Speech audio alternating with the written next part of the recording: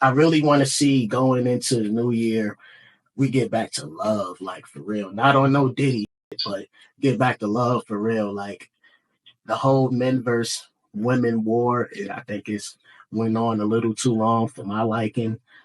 Me I too. do like that the conversations are being had. Um, Perspectives from the men are being put out there on Front Street, and perspectives from the women are being put out there on Front Street. We're seeing the differences and the flaws and the faults on both ends, and it seems like that's what everybody is concentrating on versus what are you doing right? You know what Mm. I'm saying? I feel like if we focus more on that going into 2024 and beyond, as a people as a whole, I think it'll bring a whole lot of healing to both men and women, especially in our communities, because it seems like it's only us that's pointing the fingers and fighting and bickering back and forth. I'm over it. Like you're Mm-hmm. gonna always be able to bicker and nitpick over these conversations. You're gonna always be Mm-hmm. able to point fingers and point blame.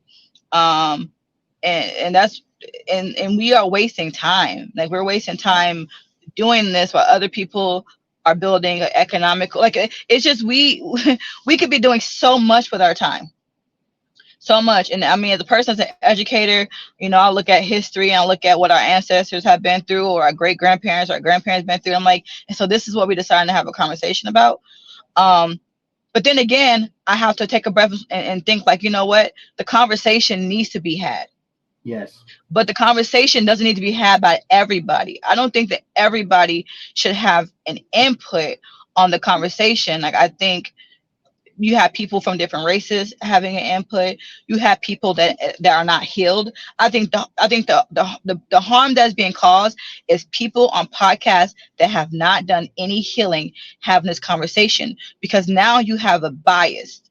You have a Mm-hmm. bias in this conversation, and your goal is not to get to a point of liberation. It's not to get to a point of love, not to get to a point of unity. It's to bash because you are still a broken person.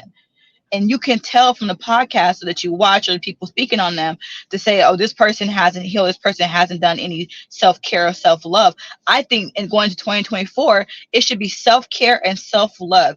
Learn how to love yourself, learn how to take care of yourself, and learn how to be alone. Once you learn how to be alone, you would never, ever, ever make any more poor decisions based off of you being lonely.